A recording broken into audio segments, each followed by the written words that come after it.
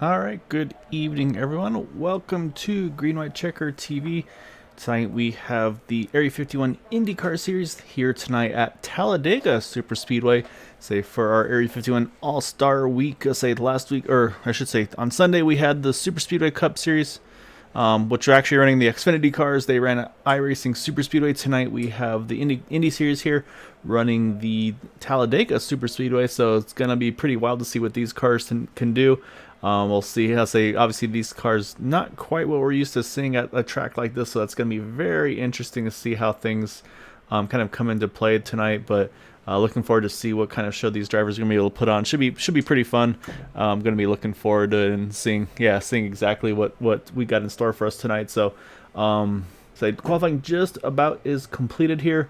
Talked to a few drivers, definitely some mixed strategies on what they think is going to be the right decision to make for everything tonight. So it should be fun. Thank you all for joining us tonight. And I say, gonna have three drivers. Obviously, will be able to get a little bit of cash their way as well. Winner's gonna get $30, $20 to second, $10 to third. But obviously, more importantly than that, they get the opportunity to talk to me, and we know that's worth all the money in the world. So, all joking aside, yeah, thank you all for joining us. And I think qualifying just has completed. So we'll go ahead here and pull up our starting grid.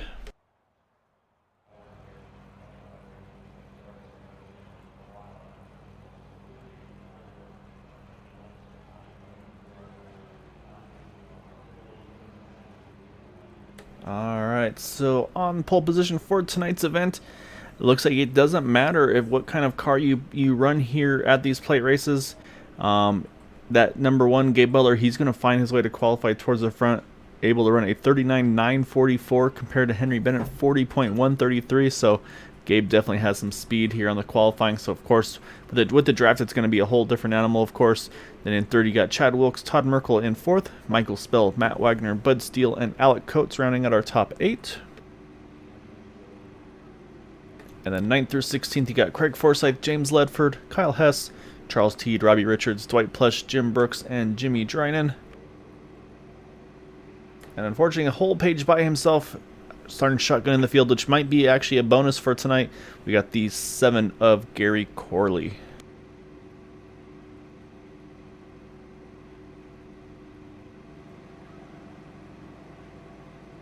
So race tonight going to be 75 laps. Let's say sounds like the fuel window is going to be pretty short here, probably around 15 or so laps. So we're going to see a lot of pit stops tonight. I'll say I think that's going to be the best chance to split this field up. Is that pit strategy side of things. So just definitely seen drivers kind of trying to find their pit mark, figure out the brake bias, because that's going to be extremely critical. And of course, getting out of the pits cleanly and safely is going to be a big challenge as well. This is definitely a tricky one with these Indy cars, as we know how poorly they react to difference in banking. So these drivers definitely going to have their work cut out for them this evening.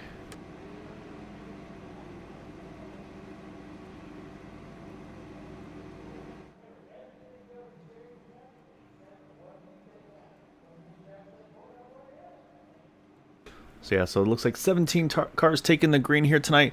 And yeah, I mean, I think this is actually going to be a pretty good opportunity. I mean, to say not a huge field for this. So say if you're one of those drivers hoping to get a little bit of cash in your pocket, so that's what you're hoping for. Say it gives you a lot more chances to try to win some money here. So you see right off the bat, I think who is that? It's Craig Forsyth in the 27 car. He's wasting no time.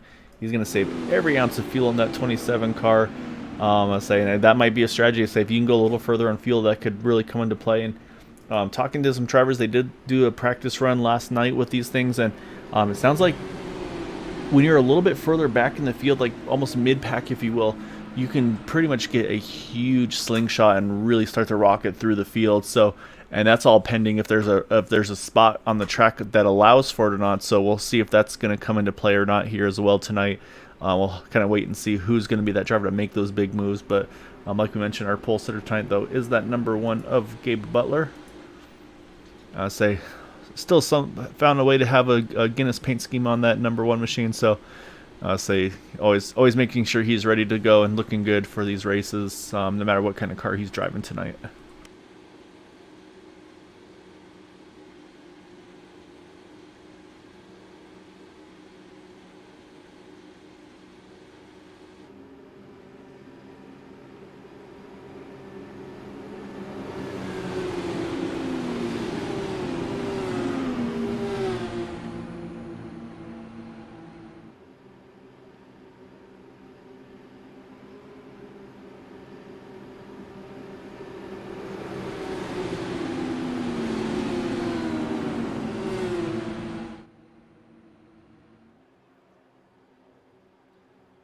Alright, so we're about to see the pace car peel off.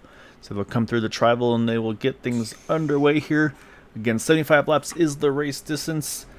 So we'll see what these drivers have in store for us. Should be pretty interesting to see. I think we'll definitely see plenty of 3-wide action. We'll see if 4-wide comes into play or not. I think probably these drivers will probably play it safe pretty early on, try to use some strategy, maybe get off sequence on the fuel side of things. However, as they come to the green flag is out. Gabe Butler leading the way on the inside line. Outside is the 007 of Henry Bennett as they head into turn 1 for the first time.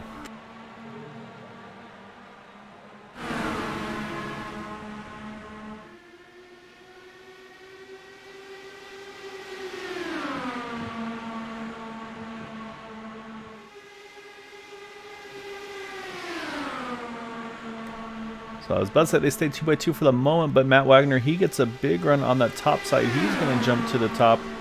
And so you can see that just didn't quite have the momentum he needed to complete the pass, but we're going to be 3 wide here coming out of turn number 4, coming around travel for the first time here.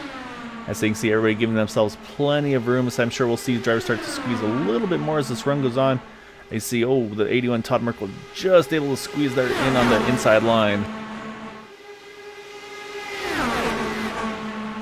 So yeah, so we'll keep an eye on things up front here, and I think it was Chad Wilkes who was able to just squeeze in front of there. So yeah, so far so good to see a few drivers there just kind of cruising. I think again waiting to see how this beginning of this race unfolds. So, but everybody's safely in this lead pack right here.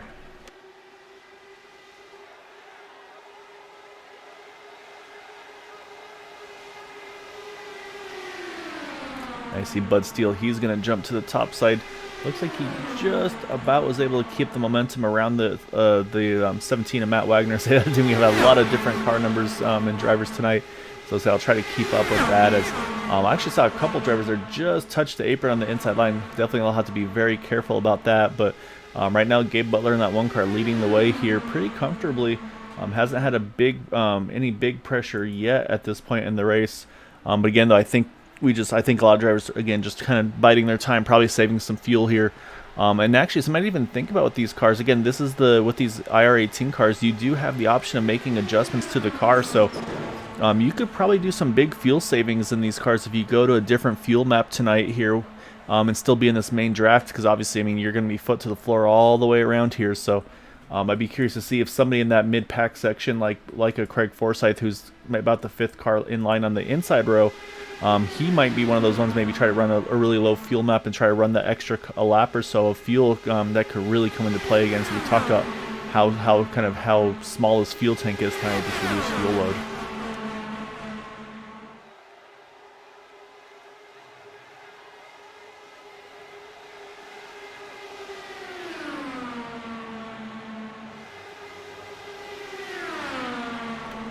Henry Bennett, though, is holding really solid in that outside line. I say he's able to get right to the side pod of that one of Gabe Butler. Just hasn't been able to complete a pass around him. So you can see he gets there right to his quarter, gets that momentum on the exit of 2, and that's where that momentum really comes into play. But of course, that short distance, that's what's going to allow that one car to hang on to the lead here. And so you see also Bud Steele is trying to use that third line, grab some draft, jump to the top line, but just right now is just, again, can't quite do anything with it. But say if there's a track where you don't have to worry about aero push, it's going to be here. I say as we're about to start lap number 6 of 75. So, and crazily enough, I mean, that's already about a third of the way through this fuel run. So these drivers are going to probably have to pit in about 10 more laps or so, depending on how much fuel they're saving. Some possibly even earlier. So it's going to be really intriguing to see how that goes. And also looking at the lap times, they're running in the low 40-second bracket. So I feel like that pit stop is going to be very crucial to see if they can also stay on the lead lap or not during a green flag pit stop potential.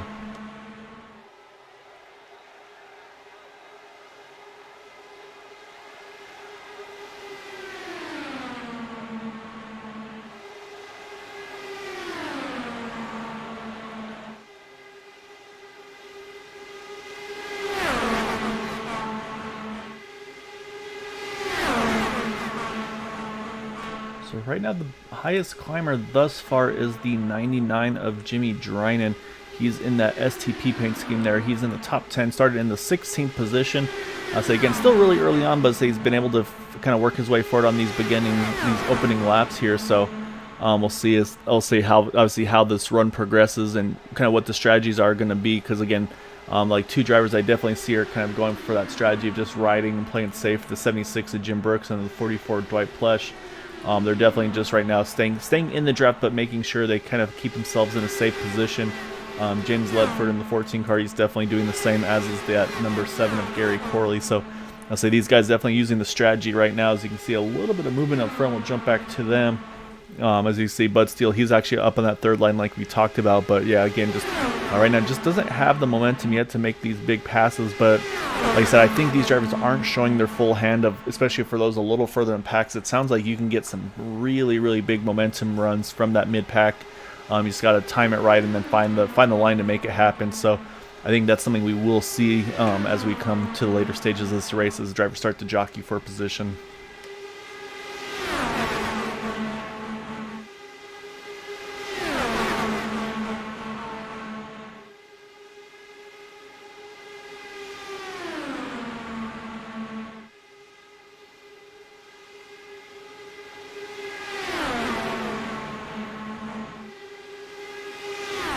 So obviously tonight, kind of just a nice little break in the middle of the schedule here before we get to the final push before the 3-race playoff system.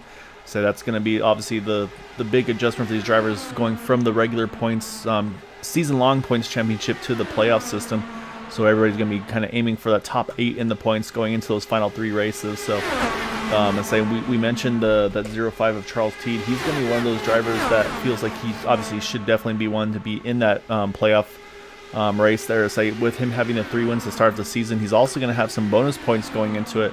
So we talked to him before, and that was kind of his goal, was to try to basically just get bonus points now. Say he feels pretty safe and locked in. So now, so say in these future races, he'll be able to kind of take some more risks and see what he can do in those to try to get the win and get more bonus points going into the first round of the playoffs. Which obviously, I mean, any points you can get into those first 2 races of the playoffs before it shrinks it from the 8 to the 4, it's going to be critical for him as well here. So already down to on lap number 11 here of 75. So again, pit window I think will be opening very shortly. So one thing I do need to mention, if people feel, if anybody's worried I'm talking to myself, unfortunately don't have Steve Gottschalk in the booth with me. Had kind of some things he had to take care of tonight. So I'll figure let him take care of that, and then make sure I kind of force him to be in the booth with me for the next points race here. So yeah, so don't worry about Steve. Everything's going fine for him. Just had to take care of a couple things, but he'll definitely be back with me again next week for the Indy series. So miss him, of course. Always love to have him in the booth with me, but he will be back next week.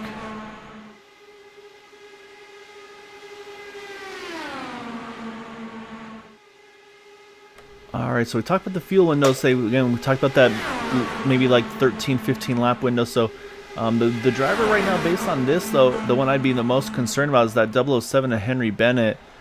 He's going to be the one, unless he's been able to save some fuel here on this run. But the thing is, he's been leading the top line.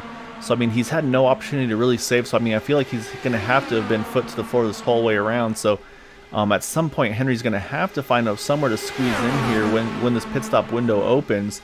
The thing that I'm going to be watching for, though, is to see which driver can maybe actually stretch it a lap or 2 more than the rest of the field here, because I think that's definitely going to come into play tonight. So, but right now, everybody's still pretty much staying 2 by 2. Henry Bennett hasn't been really showing like he's trying to force his way to the inside anywhere, but he's the one that I'm going to be keeping an eye on, because, again, he's running that top line. Actually, as I say that, Gabe Butler, he does hit the pits here. So our race leader going to be the first to hit the pits. He locks it down on the entry. Looks like he got down to speed nicely there.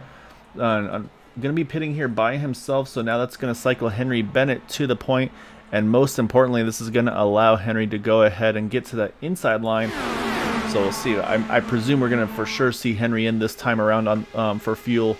The question is going to be, can anybody now run further than Henry Bennett in a 007 car?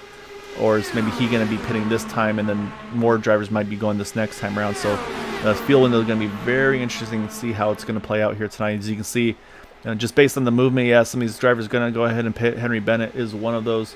I believe I saw, I think that was Charles Johnson as well. Yep, Charles also in the pits. So just two of them here on the second time around. So definitely the fuel window is definitely appearing to be a little bit longer here, as you see Chad Wilkes. He's taken over the point. And importantly for Gabe Butler, that pit stop was quick enough. He stays on the lead lap by about half a straightaway over the field here. So so you are able to make a green flag pit stop without losing a lap here. So now you got Chad Wilkes leading the way. However, you got Jimmy Dryden in that 99 car just to his outside.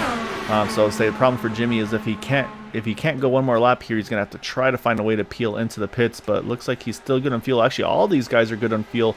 See one further back, he's going to go ahead and pit. That's the 44 of Dwight Plush. It's like Dwight easily gets down to pit speed there nice and safely.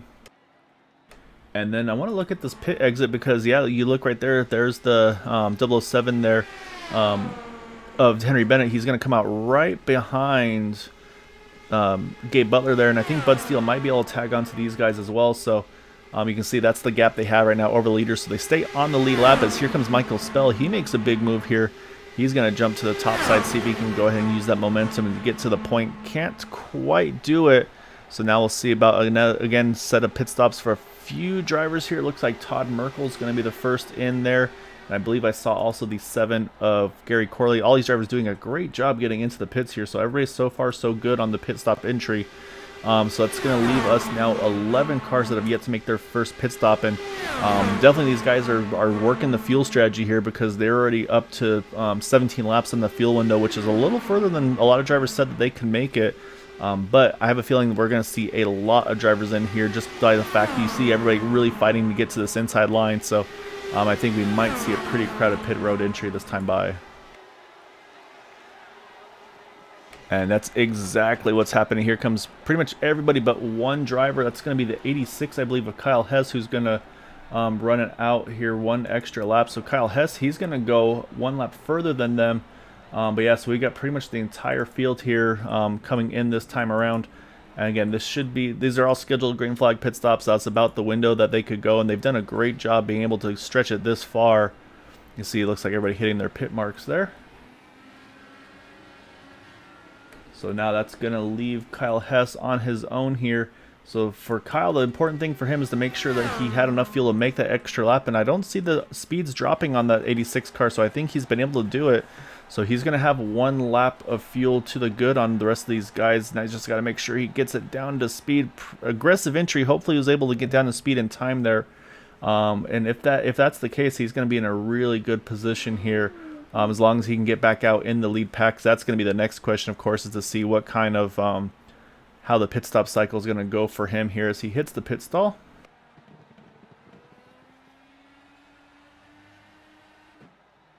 And already down and away, so we'll see where he cycles out, because you'll see just in the background, you're not going to see too far away. Here comes that lead pack, so he's not going to be able to get up to them.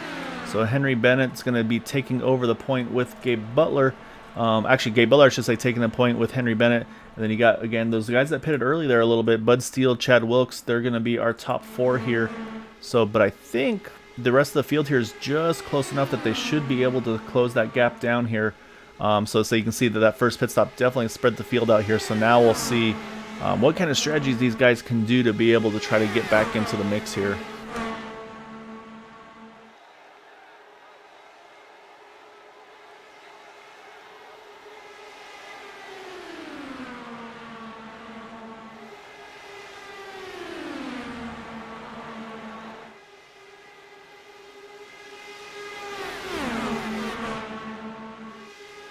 As I say that, Matt Wagner is able to run a 38.44.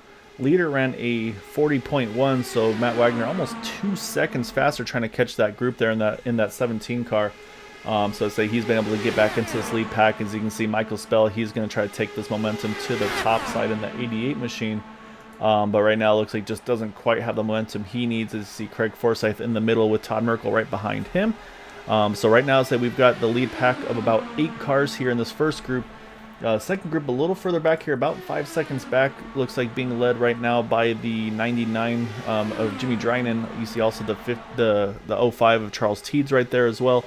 So these guys are going to have to figure out what do they need to do to basically kind of close that gap to these guys in front. So that last time by the 99 Jimmy Dryden, he ran a 40.26. Leaders ran a 40.19. So pretty much identical lap times, but this is going to be where, again, the strategy is going to have to come into play here, what you need to do. But this is also where I think trouble could come as well, where drivers start getting a little antsy, figuring out, hey, we need to close that gap to the lead pack, and aggression kind of starts picking up a little bit. So, however, while we jump back and look at that, we have a new leader. Looks like, oh, the 81 Todd Merkel just squeezed in front of that 27 of Craig Forsyth. So Todd Merkel in the 81 machine, he's going to take over the point with Craig Forsyth there in second. And then you see the 88 of Michael Spell still trying to work the top side. But I think what we see here, though, I think Gabe Butler's knowing kind of how he had to pit before everybody that first run. I think Gabe right here, I think he may have actually moved over, let these guys go on by here, and maybe try to save some fuel in that one car. That way he's not that far off strategy and doesn't have to run extra pit stops here. So I think he's kind of using some strategy here at this point in the race.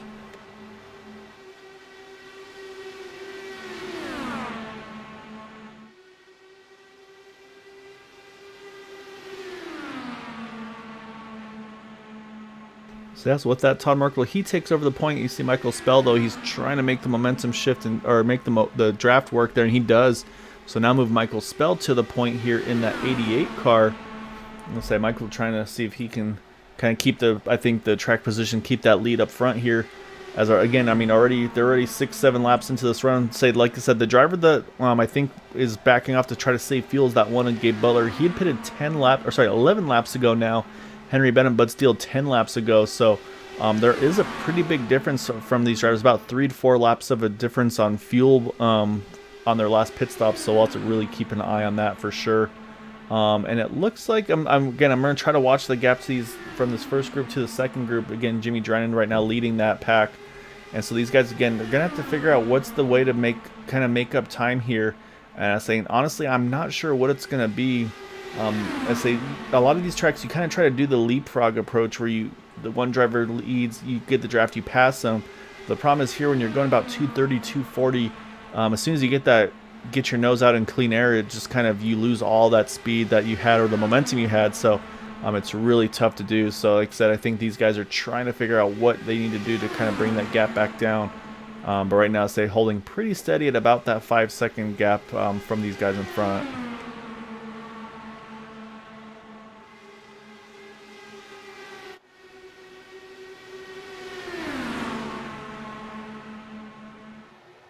And say while we're watching that, you see the 81 Todd Merkel, he's got back to the lead here again in that 81 machine. So, and you see Michael's ball running the very top here. Not sure if maybe Michael's trying to get further back here or what the strategy is there. I kind of figured he might try to fall in as soon as he had the opening, but it seemed like he was giving lots of room to the inside line there. So right now, say again, Todd Merkel, though, he's going to take the point. However, with that going on, that definitely slowed down that front group here. So you can see that gap actually shrunk by about over a second.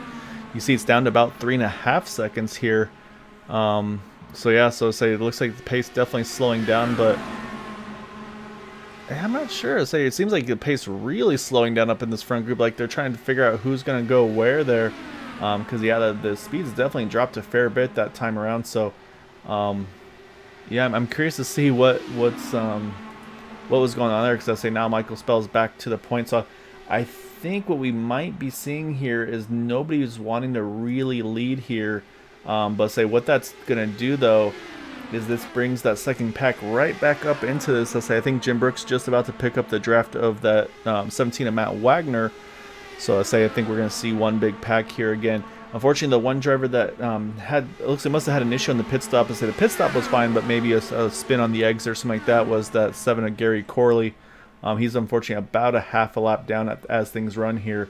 But yeah, so I mean, right now you can see Jim Brooks there. He's not too far away from catching that 17 car. Like I said, we'll probably also see some fastest laps here pretty shortly, just with the fact that they're going to be picking up a huge tow off the back of that 17 car.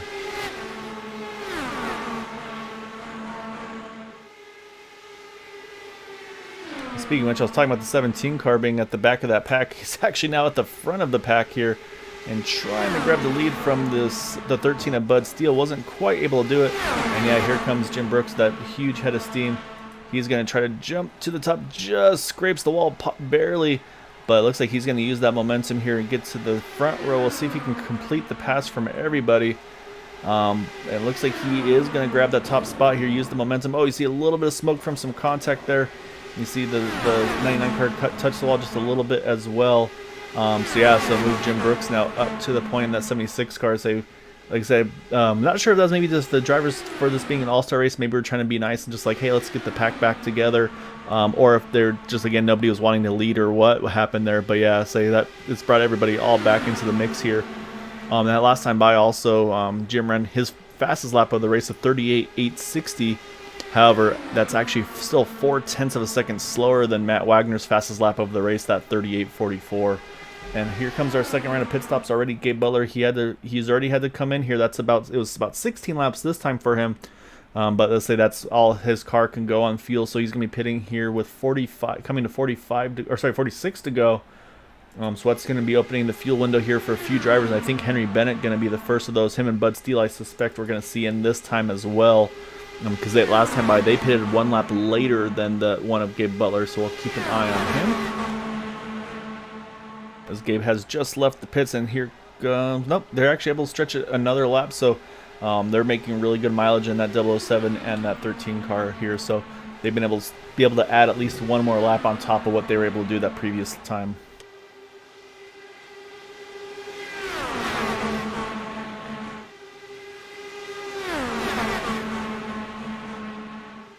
So right now, if you go off the fuel strategy, Kyle Hess, he's the one that was able to stretch it the furthest in that 86 car.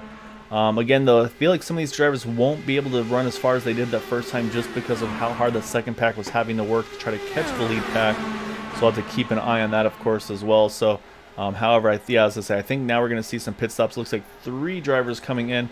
You got Henry Bennett, you got Michael Spell, and you've got that 13 of Bud Steele. Looks like they all are able to get in cleanly. Dwight Flesh actually also hits the pits there in the 44 car. So that's going to put Todd Merkel back to the point in that 81. You got Jim Brooks right behind him. Craig Forsyth there right on the third on the line. And then up on that top side, we haven't really talked about Alec Coates yet tonight, but he's right there in this pack here as well. And he's got about 15 laps since his fuel run, which is pretty much, again, that was what pretty much that huge group had all done. They all pitted together. So right now the only driver that's gone further than that's that 81 of Todd Merkel. So I suspect, yep, and actually here comes a whole group of them here.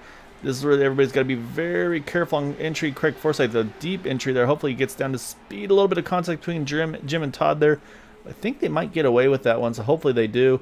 So now that's going to move things over to Matt Wagner to the lead. And he's got Chad Wilkes, Kyle Hess, and James Ledford with him. So we got 4 drivers that are going to go, again, a lap further than that big group here. So the one I want to watch, though, is Kyle Hess. Can he still do maybe one more lap than all these guys around him? So that's going to be pretty intriguing to see, as Gabe Butler, again, had a great pit stop, though. He's been able to separate himself from those guys behind him. So watch them as they come out of 4. And actually, they're going to go another lap here. So these guys, again, as I said, making good field, but caution is out.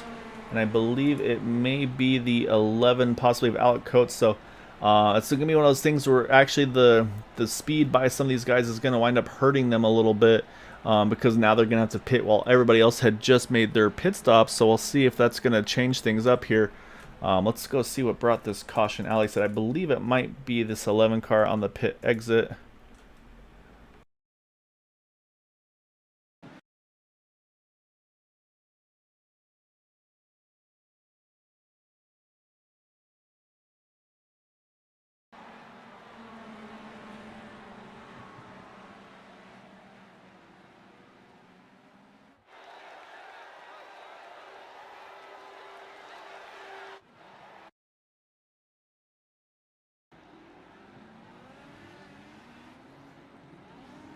Alright, so I hunted around to see if there's anything else. This is the only thing I can find.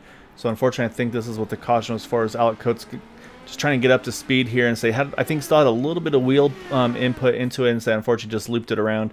Say no harm, no foul. Say the only thing it's going to do is it's going to trap a couple drivers a lap down. Is going to bring the field, of course, all back together here, which a few drivers are going to be very happy about. Say because it looks like with that pit stop cycle, a few drivers got trapped a lap down, the 13 of Bud Steele being one of them, the 7 of Gary Corley as well. They had just made a pit stop. As you see, the 1 of Gabe Butler sends it in there.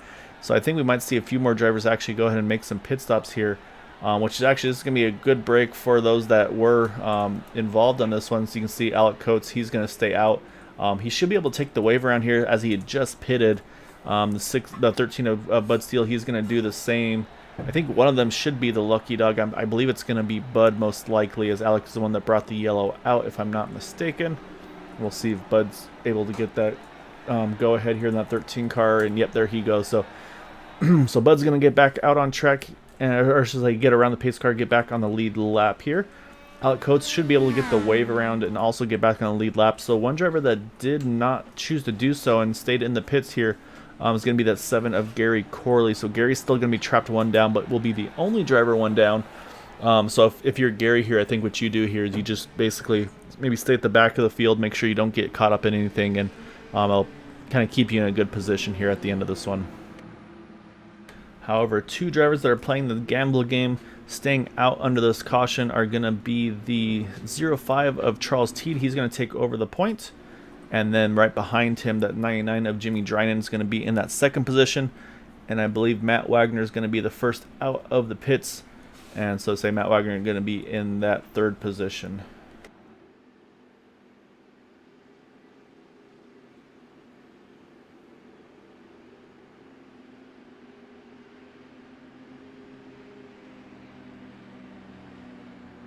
And same, you see Bud Steele already caught up to the field here. And the nice part for Bud is the fact that he's going to be able to line up behind all these guys. And he should be able to pit this time and get some fuel in that car as well. So that way he can also stretch the fuel. And I think we'll probably see a lot of drivers top off here on this one to go. As again, seems like that fuel mileage is definitely going to be a big point for tonight's races. We're already pretty close to the halfway point. We're already on lap number 35 of 75. 41 to go, be 40 to go at the line, so we're going to be restarting with 39 to go. So I was saying that's right, just outside of the halfway point of this race. So yeah, I think we're definitely going to be seeing some top-off strategies at this point in the race. To again, I think drivers are just trying to max their fuel mileage out, and I think you see one already kind of, I think, showing his hands, that one of Gabe Butler. I say he's been kind of having the worst fuel mileage of all these guys, him being up front most of the race here. And yeah, so sure enough, he's going to come in. Yeah, here comes a big chunk of the field, led by that 17 of Matt Wagner. He's going to be the first to do so. So I think a lot of these guys are going to be running some pretty long gears, if you will, to try to save some fuel throughout the rest of this race.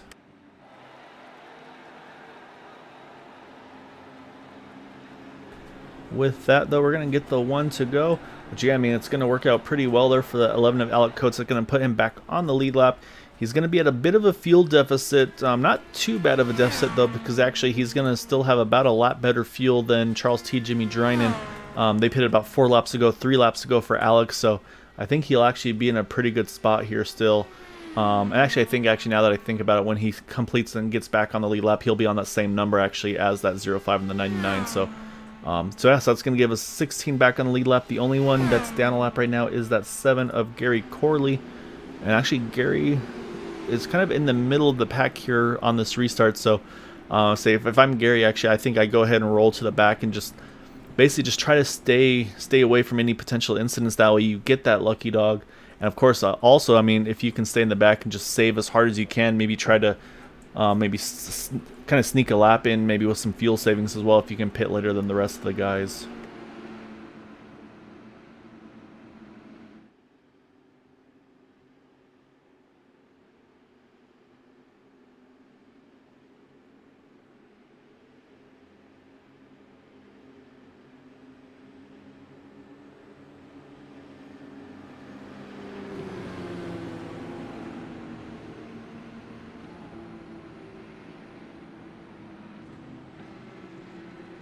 Although I'm looking, not sure what's going on. I see Alec Coates stopped on the back stretch here. Hopefully he's able to get going again, because otherwise that's not going to go well for the cars as they get back up to speed here. So I'll keep an eye on him on our little tracker and see if he's able to start rolling. But right now just kind of stopped in the middle of the back here. So lights are off in the pace car, so we're going to get back going here.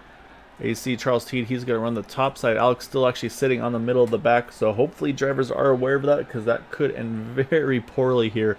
But yeah, so right now, yeah, still that car not moving at all. So what's going to happen though is Charles Teed, he's going to kick it off, and so that's our first restart of the race, and you see he's able to get a nice little gap to start things off.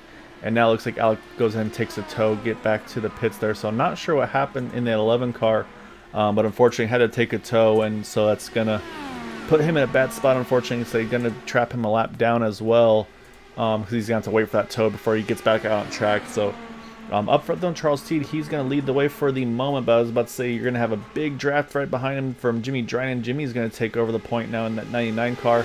As you can see, the top four, so able to really stretch it out over these guys behind, Jim Brooks being the 5th car. You can see just a little bit back there. But I think he's going to be able to draft back up easily, because they're definitely within that gap. And so actually I think Gary Corley, we talked about him thinking he should fall to the back. What he's doing right now is actually probably being in a really good spot. As here comes Jim Brooks with a huge head of steam, actually about 245 miles an hour I think I saw there. You see he went from 5th to now fighting for that 2nd position on that outside line. And now it's when these guys talked about, they said that if you're far enough back, you can get a really, really big head of steam. As you can see, Jim completes the pass. So he goes from 5th there to the lead just by using that momentum and timing it right, and just kind of taking that draft and going straight to the front there. So he's going to take the point over for the moment. But you see that the 99 of Jimmy Drynan, he's going to try to see if he can get back to him on the outside. It's really close at the line there. I think Jimmy actually had the lead, got the lead back there on the trial, but unfortunately won't be able to complete the pass before turn number 1.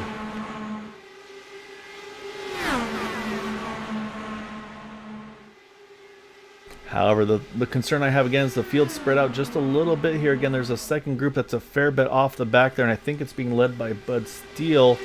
As you see them a couple seconds off here. So you've got Bud Steele, you've got the 88 of Michael Spell, Kyle Hess, Dwight Plesh, and James Ledford.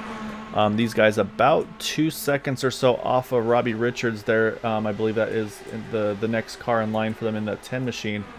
So what they're going to have to try to do here is, let's say, I'll watch their lap times and see what they can do. But right now, say they're going to have to try to figure something out to get back up to them. And say if they're sometimes if about that 2-second window is about the magic marker to get back to that group. And last time by Bud Steele ran a 40.4 compared to the 41.2 for Robbie, so that ticker is going in the right direction for them, so hopefully that'll continue forward. And unfortunately it looks like the 11 of Alec Coates has retired from the event tonight. That's going to leave us 16 in the race, 15 that are still on the lead lap here.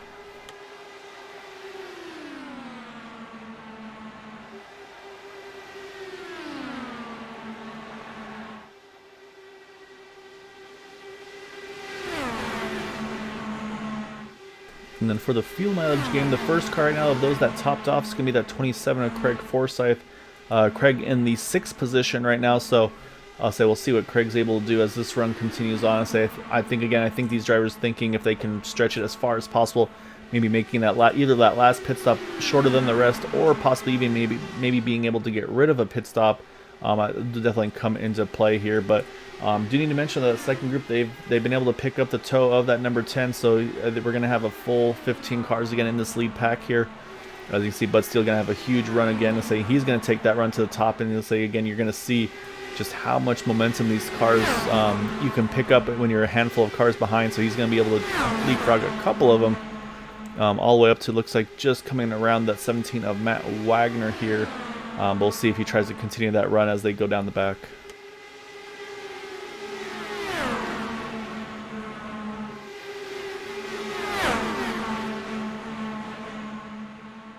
I'll say for speed representation, now Jim Brooks leading the field here. He's going about 235 or so, roughly average. You lose a little bit, a couple miles an hour or so, just when you're in the when the turns, you get a little bit of speed scrub off and such. But overall, though, I mean, I said that last lap, but we talked about Bud Steele, he was able to gain 6 positions just from that.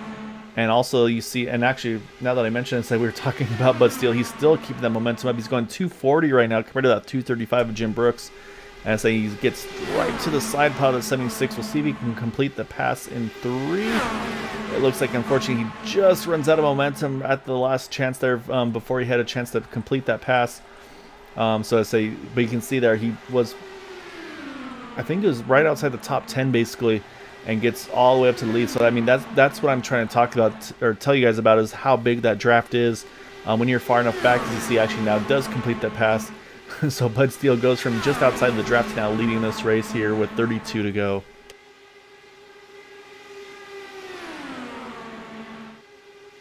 And so what's going to happen is all these drivers are going to know that if you're far enough back, you can make a big run at the right time. So, and that's going to be the issue, is you're going to see a lot of drivers, I think, try to decide when's the right time to make that big move. And so that's when things are going to start getting very, very dicey, I think, when someone's going to try to make that big run, get the big momentum around everybody. So I'm also kind of keep an eye on the gaps. I think is going to be the big one. Like right now I'm watching Charles Teed. He had a pretty decent gap to that car in front of him. I was wondering to see if maybe Charles is going to try to do that same momentum run here. But I think Charles here, I think he might be going on kind of full fuel save, trying to stretch this thing to the absolute maximum. Because again, he's one of those drivers that stayed out that last time. Hasn't had the caution probably that he was hoping for. So I think right now Charles T definitely trying to save some fuel. Same thing goes for that 99 and Jimmy Drynan. Jimmy was also one of those that stayed out. So these two definitely have the least amount of fuel. And as I say that, here comes the one to Gabe Butler. He's going to do the exact same thing, take that big run here. He's going to jump to the top here. And I believe he's just, this last time around, I think he just went from 10th to 1st there in the course of a lap as Gabe Butler. He's going to take over the points, so yes, or the top spot here. So that's, yeah, so I mean, imagine being in 10th place and then the next lap you're in the lead. That just shows how big of a tow you can get with these guys. And I think that's what we're going to be seeing here tonight, and figure out when is the right time to make those big moves here. I'll say that's what I'm going to be keeping an eye on, like Chad Wilkes right now. When does maybe he tries to roll back a little bit, build that gap up, and try to do the same thing, or a Todd Merkel, because they're just far enough back, I feel like, where you can get that big run here. So it's pretty wild to see what kind of momentum you can get from these cars.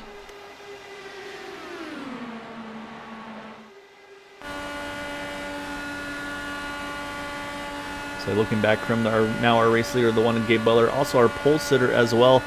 Say he's been doing a really good job here tonight. Say he's a super speedway kind of expert, if you will, or but he's used to in the Cup cars and Xfinity cars and the full-bodied cars, but not really the IR18 Indy cars. But doing a really good job of it. But what I'm a little concerned about now is actually just looking back again, I see that 05 of Charles Teed. He's lost the draft actually in that 05 car. So.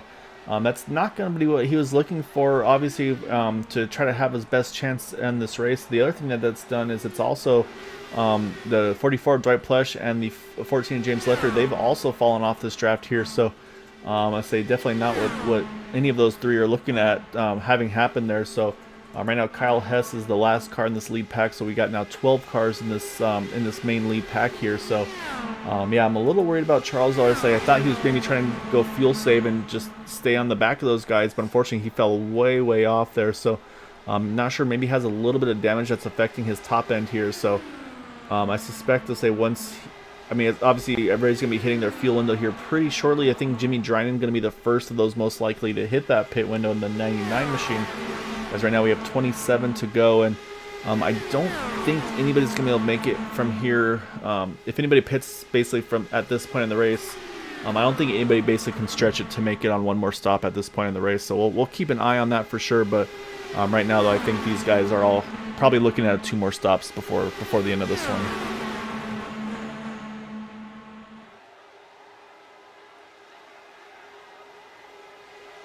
However, Jimmy Drynan able to still save fuel. So he's going to be starting lap number 18 since his last pit stop. Did he mention Charles Teed was able to catch up to the 44 and the 14 car, so at least he's not completely by himself here. I'm saying the other car, of course, to mention is that number 7 of Gary Corley. He has kind of fallen back towards the back of this lead pack. I think again trying to save some fuel in that 7 car and just keep himself in a good spot here in case of a timely caution. But say the concern you have, though, if you're Gary, though, now is you're going to have to compete with some of these other guys around you that may have fallen off the draft here, because that could be a difficult spot to be in. As on that 99 car, again, Jimmy Drynan still goes another lap there, so he's really stretching the field number in this thing, doing a really great job. So I think, say everybody, I think, is figuring out what the setting you need to have in these cars to really stretch the fuel numbers out.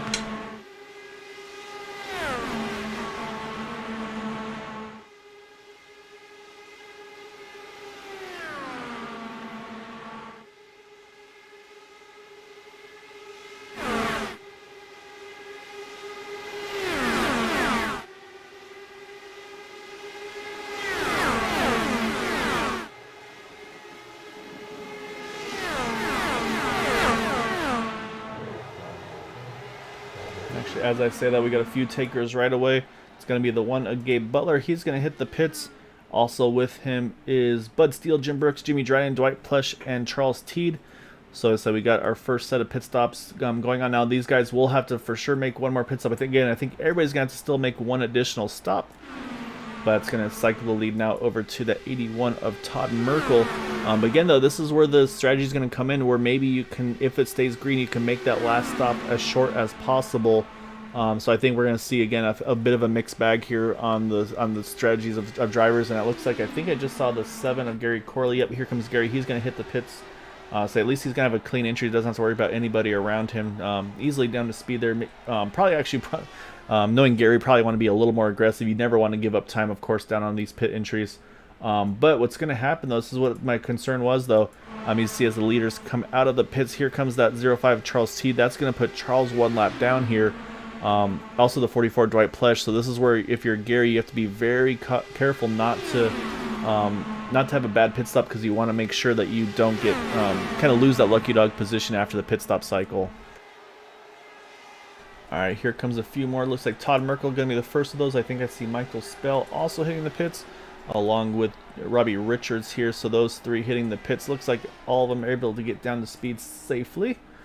That's going to cycle things now over to Chad Wilkes. But actually, you see Chad, he's either Charles T got a big run there, or I think maybe Chad also may have rolled out a little bit because again, Charles has already made his pit stop, so there's no sense in really fighting him too much. And so you see Gary Corley just coming out now. He should be able to tag onto the back of these guys and pick up their draft, but this right now is going to have Gary in a 2 laps down position. So this is where, if you're Gary Corley, you're a little bit nervous here until you kind of complete the cycle of pit stops. As you can see, Chad Wilkes just jumping in there, and also coming in with him a little bit further behind is the 86, I believe that is, of Kyle Hess. So they're both coming in here with 22 to go, which now cycles things over to Craig Forsyth to the front. And Henry Bennett, Matt Wagner say, so if you followed the Indy Series, I say right now, these top 3 here and on standings, I say these are kind of our regulars. As you can see now, that number 7 Gary Corley, he actually gets that 2 back to just 1 lap down. So I say he's doing everything he can here to keep himself in the fight.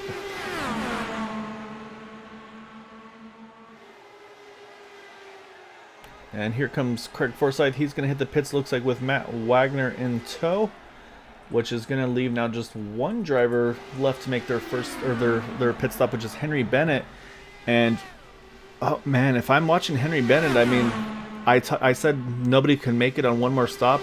Henry might be proving me wrong, because so Matt Wagner, Craig Forsyth, they just pitted there coming to 20 to go. However, Henry Bennett, he's going to be coming around to 19 to go, and these guys, this is lap number 21 of the run for Henry here, so he might be onto something in this 007 car. So I suspect, I was going to say, I don't think we see Henry run anymore, so he's going to duck into the pits here. Looks like he gets a nice clean entry there. So now it's going to be all about the fight for the pit exit, and I believe it's going to be that one of Gabe Butler. He's going to lead the way there. He's got Bud Steele right behind him. Craig Forsyth going to try to tag onto the back of this draft as well. I said if he can do that, he'd be in a really, really good position in that 27 car, because we can see kind of how the field is spread out just that little bit here through this pit stop cycle. But the other driver we got to watch for is this 007 Henry Bennett, as he's going to finish up his service and get rolling now, and is not going to hang on to the lead. As you can see, there they go right on by him.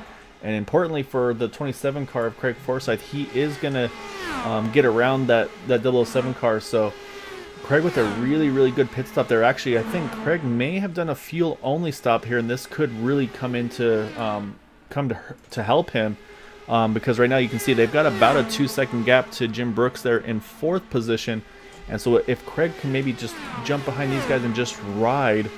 Again, he pitted with about on 20 to go on the dot, so I don't know if he can make it to the end or not, but if he can, he could be in a very good position here and just go full fuel save. You know everybody around you is going to have to pit. The only one that may not have to is that 007 to Henry Bennett, but if you look where Henry is right now, he is stuck completely by himself here. So yeah, this could get very, very interesting in this last section of the race here.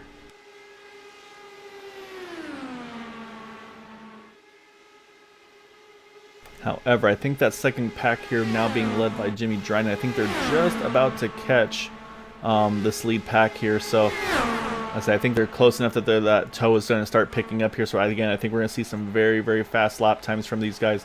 Actually now being led by the 88 of Michael Spell, and you see Jim Brooks. He's going to pop to the top. Everybody using that momentum like I talked about. So yeah, so right now I think we're going to see another big lead pack here in just a moment. But yeah, right now Gabe Butler leading the way with Bud Steele. They for sure have to make one more pit stop. It's going to be a splash though. But like I said, if I'm Craig Forsyth though, I think I save as much fuel as humanly possible. Because right now the only other driver that's on that same strategy that's within distance of you is that 17 of Matt Wagner. So I think this might be a kind of a chess match and a little bit of playing chicken, if you will, to see who might be the first to blink and have to make a final stop. If they do need to or not at the end. So these are the two right now that I'm going to be watching, because unfortunately for Henry Bennett, he's come out of the pits. He was able to go one lap further than everybody, but he is completely by himself right now. And so there's no fuel savings that can be done when you're in that kind of position. And behind him there is a bit of a group here, not a huge group, actually just two I should say. So you got Kyle Hess and Todd Merkel. They are in 10th and 11th positions. And then we talked about, unfortunately, the pit stop woes, or sorry, actually not pit stop woes, but just where he kind of fell off the main pack there with Charles Teed. So he's unfortunately back into that 12th position. He's got James Ledford with him, and also the 7 of Gary Corley. Gary still the first car, or only car I should say, one down. And then Dwight Plesh in the 44. Unfortunately fell off this draft here, so he's unfortunately kind of off running on his own at the moment. And still Gabe Butler though leading the way. So like I said, the two I'm going to be watching, the 27 and the 17, I think these guys are going to be the two that might be able to stretch it to the end. But again, I'm watching the lap times. Actually, the fastest car that last time by, somehow by himself, Henry Bennett in that 007 car. So again, the downside for Henry is he's going to have to be burning a lot of fuel to do what he's doing. But if he can maybe catch that group, I mean, that could still give him a really solid chance at having still being able to maybe do something here at the end of this one.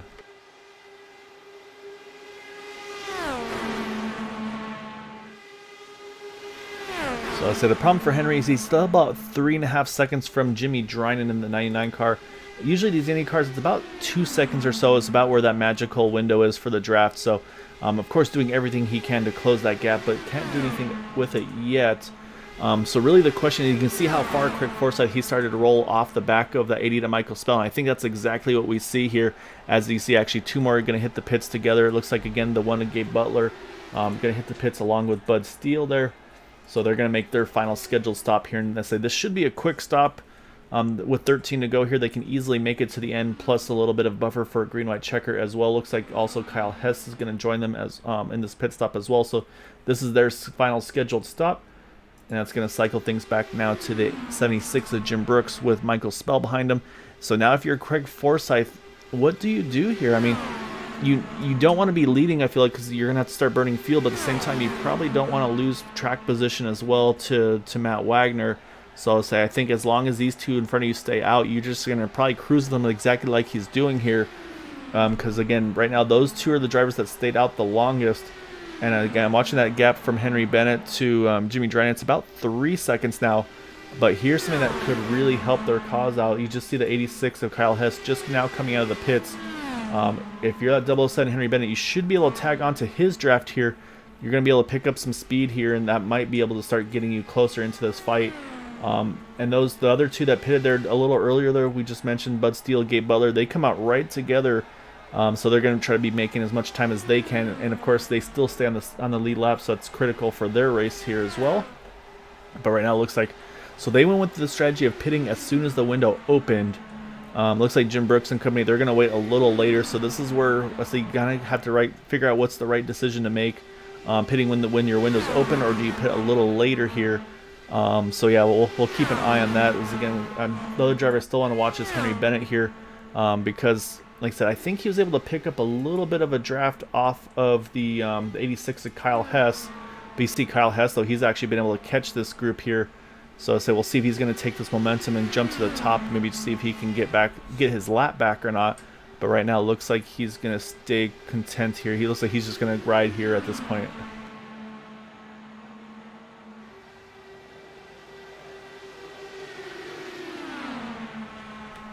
with that, we've got 10 laps to go. And looking at lap times, and yeah, Henry Bennett, he just ran a 39.76 to leaders 40.7, so he gained a full second that time by. I think he's just about in that magic window that we talked about. Yeah, he is 1.6 seconds off the lead.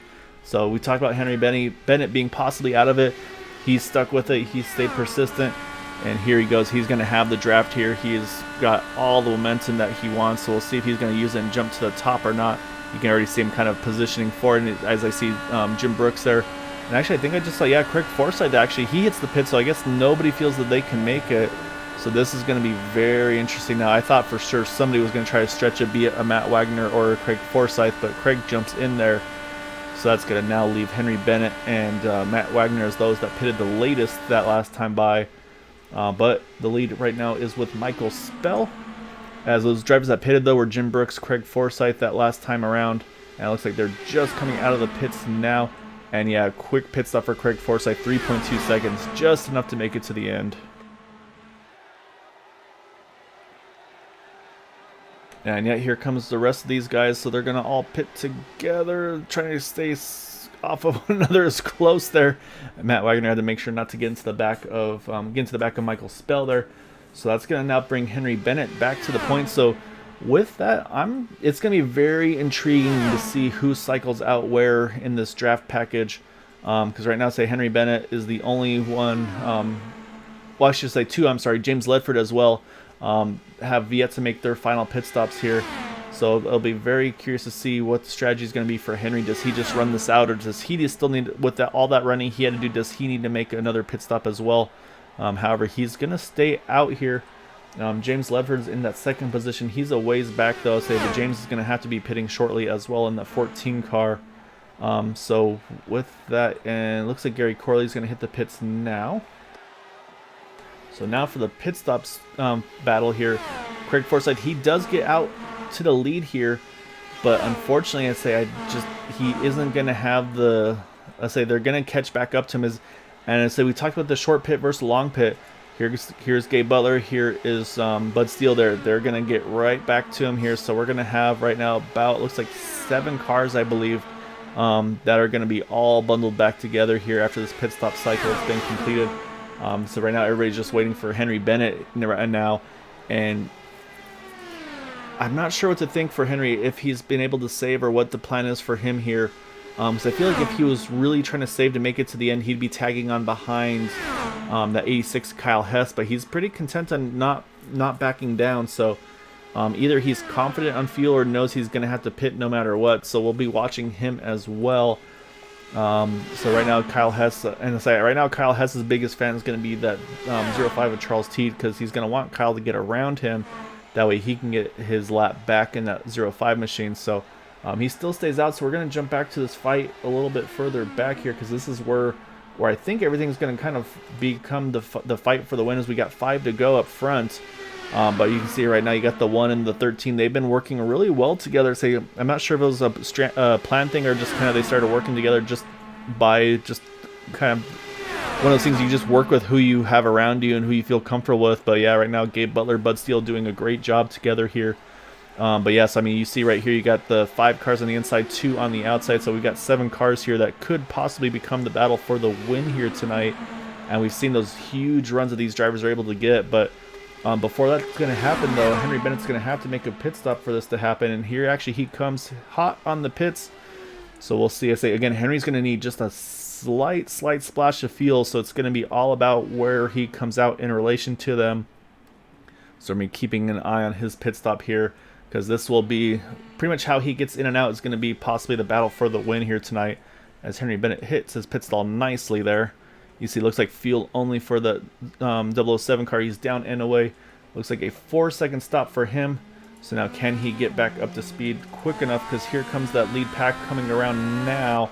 And so for him, he's just got to make sure if he can get onto the back of this group here, he still is going to have a very good chance to be in contention for the win here tonight. However, though, we got 4 to go. Gabe Butler, he's taking back the point in that 1 car. And I say this is where the runs are going to start happening. Here comes Matt Wagner. He gets to the top, goes to the middle, goes to the bottom. Say Matt Wagner, he's going to jump from about 6 to the lead here on that last run there. So I think all these drivers now, they know how they can make these moves to win. You see Henry Bennett there just out of the background. He might just be close enough again to use that toe to get back into this one. So right now, 7-car race for the win. Could be an 8-car race as we have 3 laps to go at Talladega. Now Bud Steele, while I'm watching all that, Bud Steele, he found a way to take back the point. And here comes Craig Forsyth. He's going to try to jump to the middle here. Not sure if he has, I don't think he has the momentum he needs at this point. We'll keep an eye on it. As you can see, he gets right to the side pod of that 13 of Bud Steele. But again, I think a few of these drivers just waiting to make that big move on that last lap.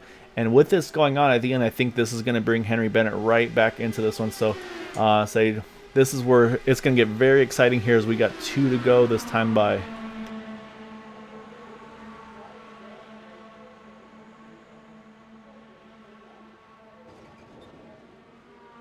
Oh, you see, some big moves being made. Robbie Richards tried to get to the top side, couldn't quite do it, had to fall back in line behind the 13 of Bud Steele. Craig Forsyth on the inside, Matt Wagner behind him. And saying, again, you can see just everybody starting to dice for a position. I think you see right now, I'm watching Jim Brooks. He's laying back. I think he's trying to time that move. But before he can do that, here comes Gabe Butler. He times his run. He's going to get to the front on the top side here. See if he can clear himself to get to the bottom. He can. So coming to the white here, we will finish this under regulation. Gabe Butler going to lead the way in this final lap, but is that the winning move tonight? We'll see if that's the right place at the right time. Like I said, everybody's going to be trying to make these moves and time these last moves, and this is where it's going to get very dicey in this last lap here. So now Gabe Butler inside. You got the 13 on the outside. Craig Forsyth tried to go low, couldn't do it. Michael Spell, he's going to jump to the top. He's got Jim Brooks with him. So now it's just all about where the momentum is, and right now Gabe's in a good position. Craig Forsyth going to try to pinch him a little bit off of the exit. Oh, you see Henry Bennett, he's found his way back into this one. Oh, we got contact in the front here. That's going to jump things up, and I think up front at the line, I think Bud Steele just grabbed the win there at the last moment over Henry Bennett. Somehow grabs all the way back up to second. Michael Spell, I think, is going to be in third. But yeah, everybody was trying to make the right moves at the right time. Unfortunately, a few drivers got caught up in that one, like the 27 there. But that was what I was expecting. There was going to be some big moves made late, and that was exactly what we saw. But Bud Steele finds a way to be in the right place at the right time and get the win here tonight at Talladega. That was wild.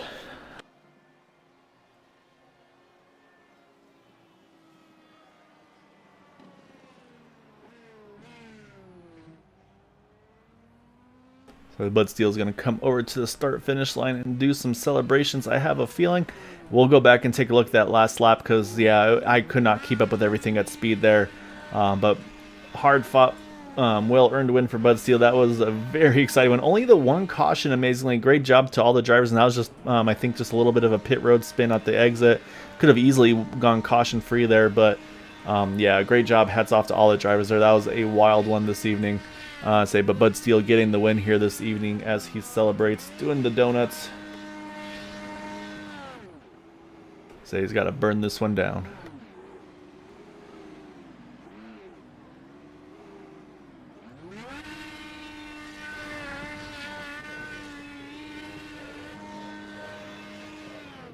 Probably one of the more wild finishes, and I think for any of these racers here. So, I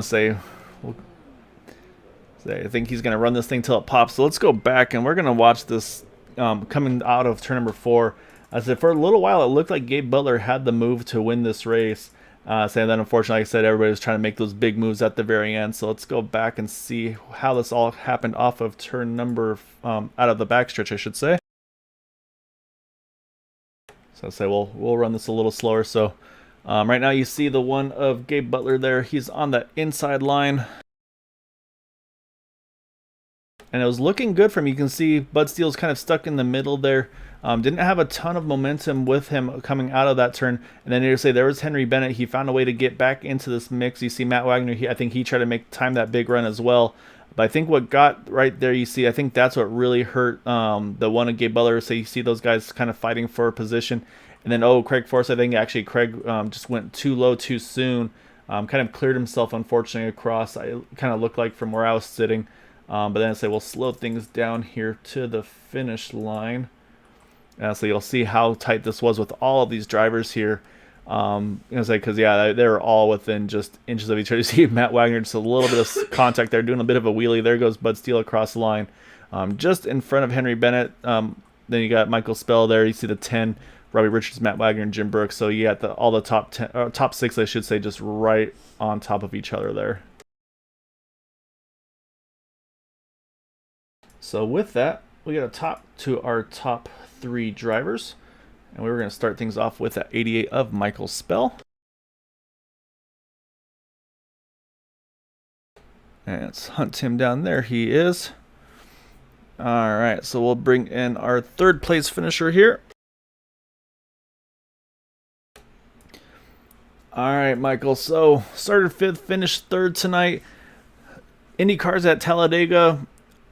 It's obviously everybody knew that you're gonna have to try to time that run at the kind of make the right move at the right time, get that big run where it looked like you're about like 10 miles an hour, probably faster than the guys around you. But when you got about 7-8 cars all trying to do that exact same thing, your options are pretty limited there. I mean, take us through those final couple laps because you could tell everybody was jockeying for everything they could.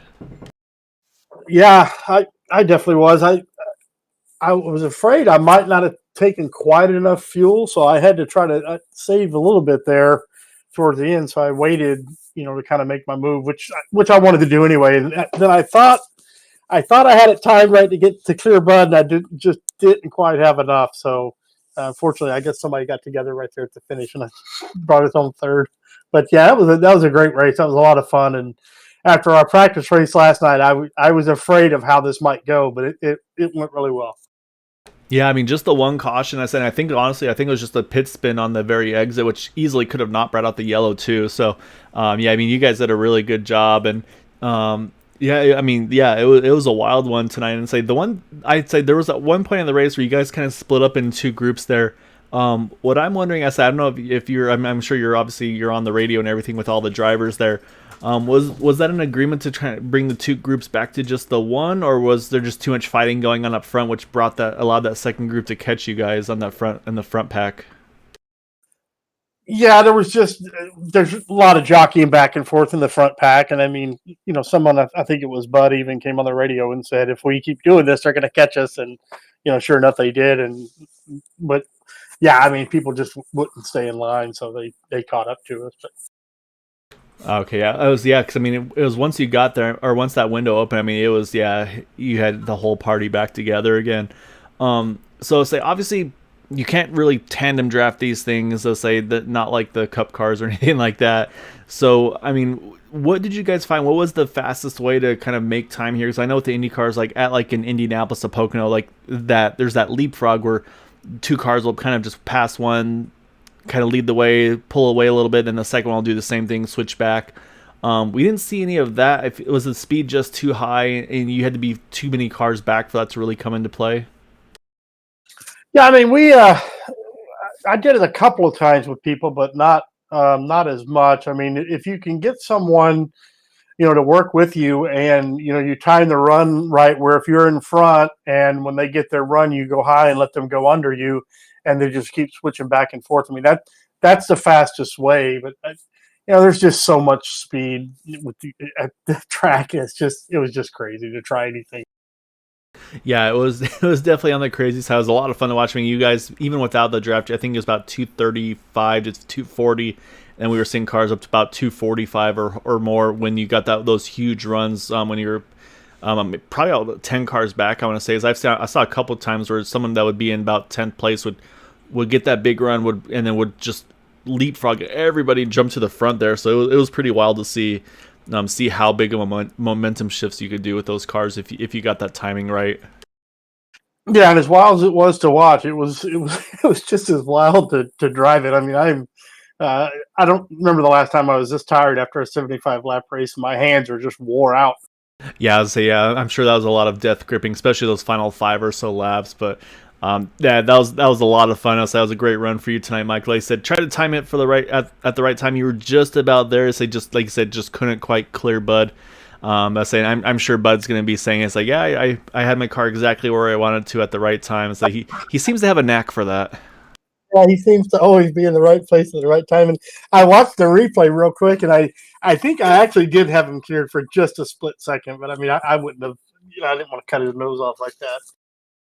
Yeah, no, I know. Yeah, and that's what's nice about this league is you got these guys, you got everybody that races together, you got the respect and the camaraderie, and so, like I said, there's other places where you can't give an inch or else you're gonna get chopped, and so, that's one of the things I really like to see with this league is just how well people race with one another. So, yeah, I mean, awesome job tonight, Michael. Say obviously just for fun this evening, no points involved, but if they able to get, I think it's gonna put $10 in your pocket there as well. So. Congrats on that run, and say, but I want to definitely give you the floor though. Any thanks and shouts you'd like to give? Yeah, I mean, just to all our members first and foremost. I mean, like you were saying, I mean, the give and take it really showed tonight in this race. I mean, it was a lot cleaner than I was afraid it might be. And then secondly, to all the admins, all the other admins that we put in a lot of work behind the scenes, and Jim especially. I mean, does a whole lot, and then you for the great broadcasts. I mean, it's just awesome to be able to watch to watch the races. Usually I don't get to till the day after, but yeah, it's just a lot of fun. But yeah, looking forward to more of it. And hi to my dad out there. I think he's watching tonight. So not very often I get to say hi at the end of the race to him. Yeah, I was going to mention that too. Is I know your dad usually gets to watch these as well, so it's always fun to be able to pull an interview and be able to shout him out as well. So yeah, yeah, great run though tonight, Michael. It was a lot of fun seeing you guys all dice it up there. But yeah, great result this evening. Yeah, thanks again, bye. All right, so now we got to jump over to our second place finisher, and I mean this was. I'm all right, so I have to ask you, Henry, if not for you having to kind of losing that draft there on that the second to last pit stop, I guess you'd say, you were able to go one lap further than everybody else, including Matt Wagner and Craig Forsyth there. I think you pitted with about 19 to go. Was that going that extra lap? I mean, were you pretty much planning, if all went well, that you could actually stretch that and make it to the end under green without that final little splash? That was the plan, but it would depend on a lap car helping me, because when everyone else had to pit for their last stop, I'd be in clean air, and then I wouldn't be able to save any more fuel. I mean, I guess I could have coasted because I would have had like 25 seconds to play with without having to pit again.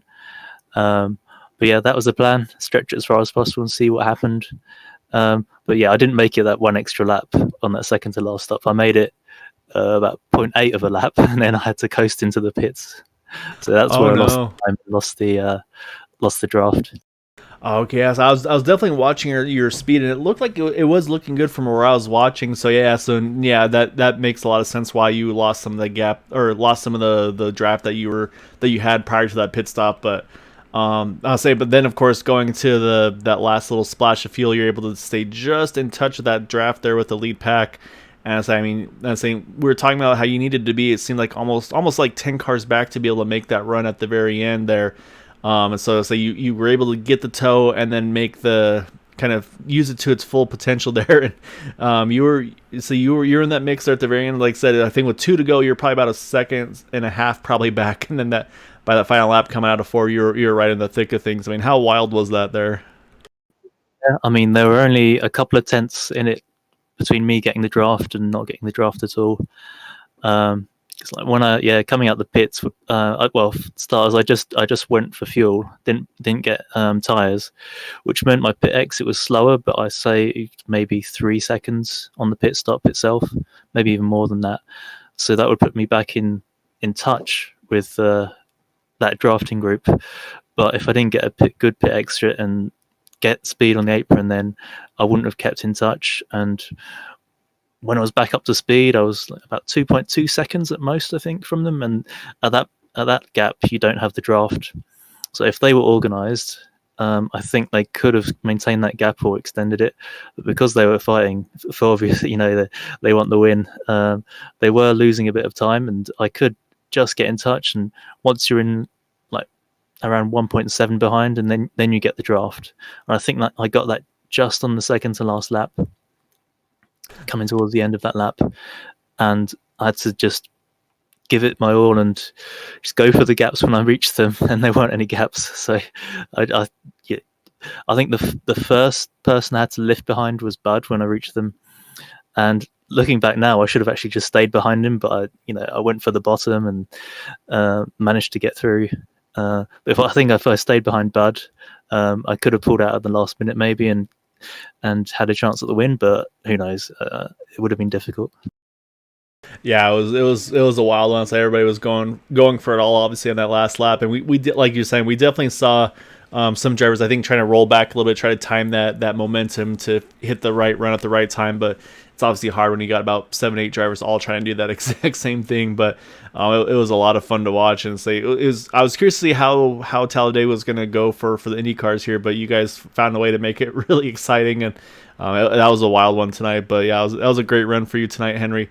Like I said, a couple times it almost looked like you were going to be possibly out of it, but then you found a way to, like I said, claw your way back in the draft, and twice actually. First after that pit stop with about 19 to go, and then again, of course, with that late splash as well. So, I mean, hats off to you, man. That was obviously a hard fought one, having to kind of hit your marks perfectly to make sure you don't lose any time when you're running on your own there, and of course, then using just a little bit of draft here and there to jump back in with that group there.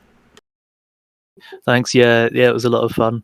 I mean, for quite a while in that second to last stint, they were pulling a gap on me. I was like 4 seconds behind that group at one point, but then when Gabe pitted, the group slowed, and just towards the end of that run, I managed to get their draft, and I think that saved me as well. So, all through those last two stints, I could have really been out of it, but yeah, it's just a lot of fun and a lot of strategy. Just kept it really interesting.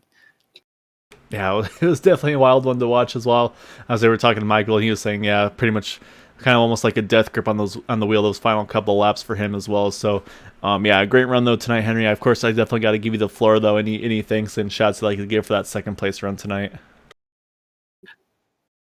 Oh, thanks to you guys for broadcasting, of course, and yeah, look forward to watching it back. Thanks for the organisers, Jim, everyone.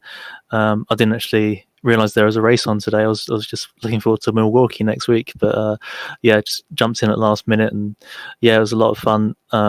Really love the choice of Talladega. I've run races like here at Daytona, and it's not quite as fun because the corners are tighter. You can't really run 3 wide that safely, but here it was a lot of fun, and it's a great choice, and yeah, really happy to be part of it.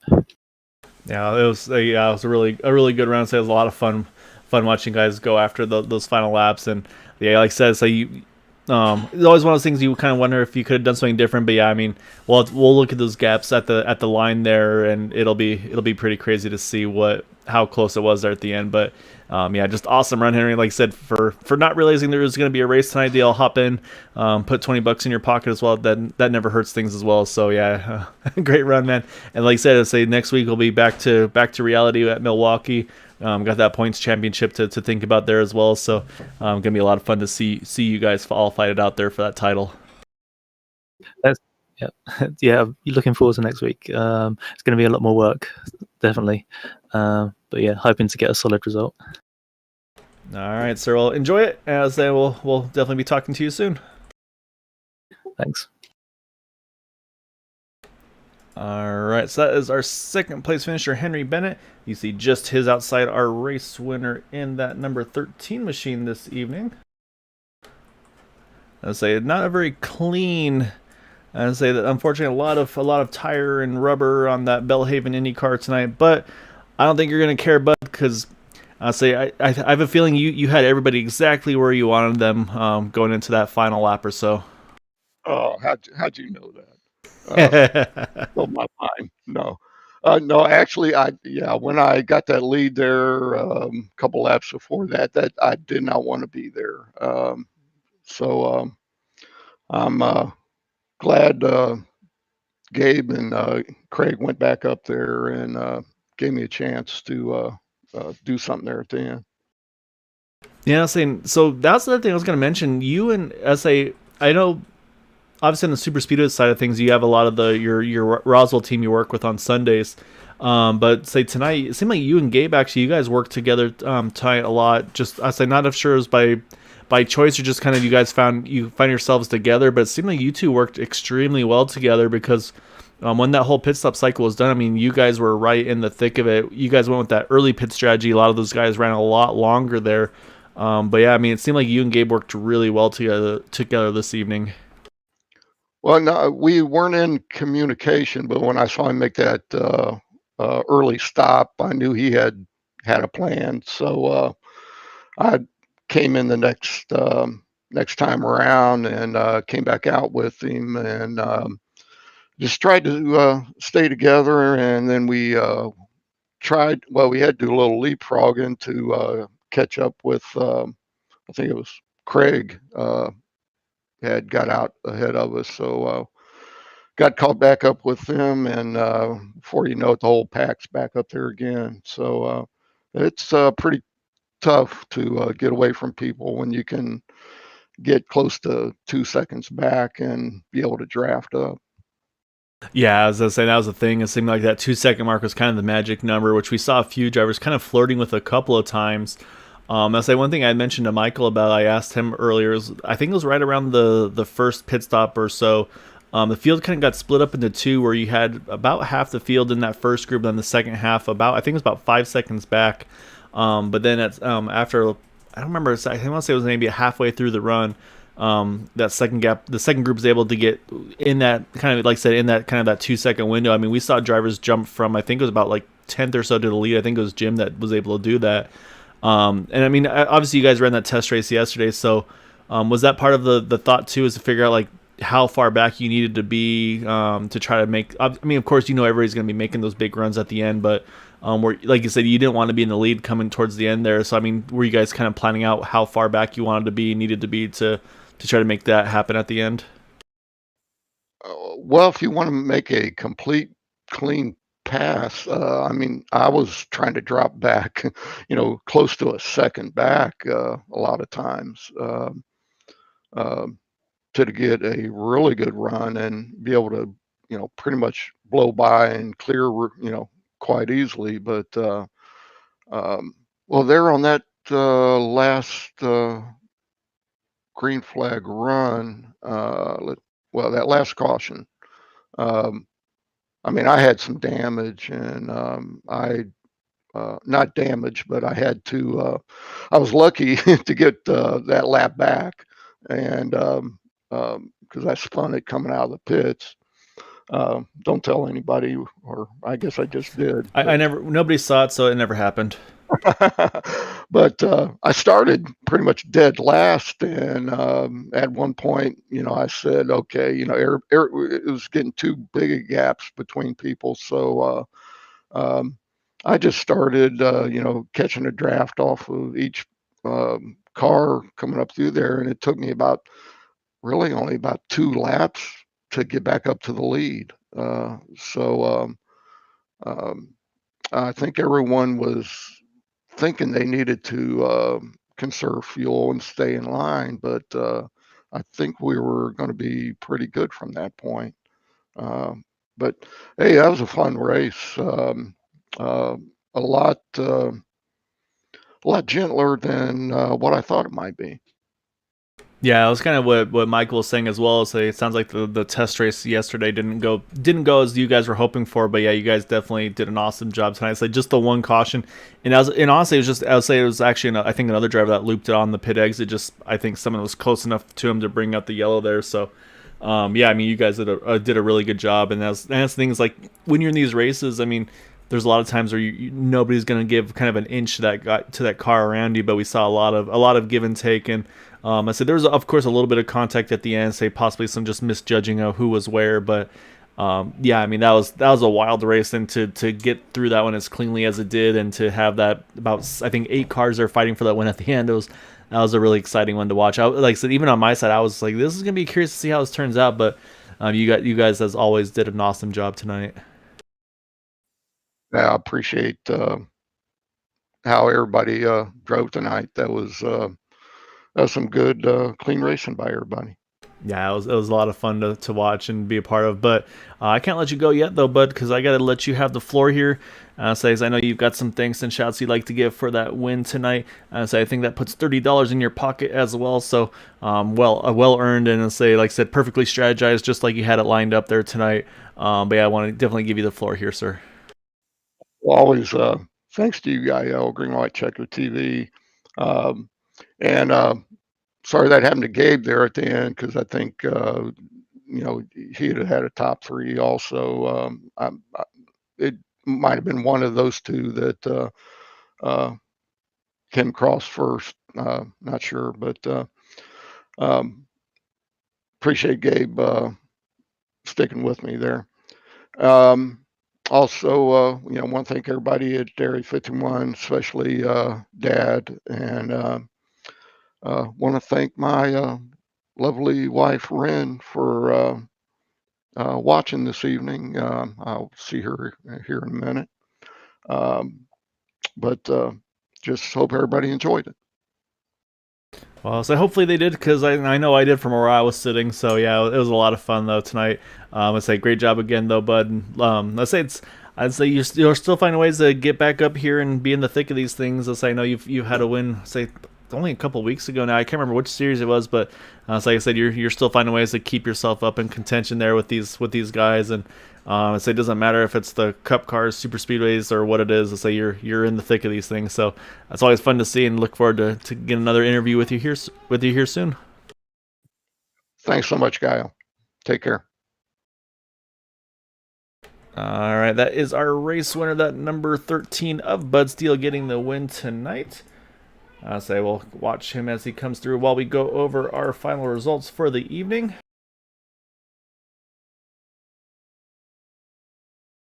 Alright, so Bud Steele getting the win by 0.03 of a second over Henry Bennett. Another 0.03 back to Michael Spell. And then you see Robbie Richards, Matt Wagner finish 4th and 5th respectively. Jim Brooks in 6th. Jimmy Dryden brings it home in that 7th position. And then you got Kyle Hess, Charles Teed, James Ledford rounding out our top 10.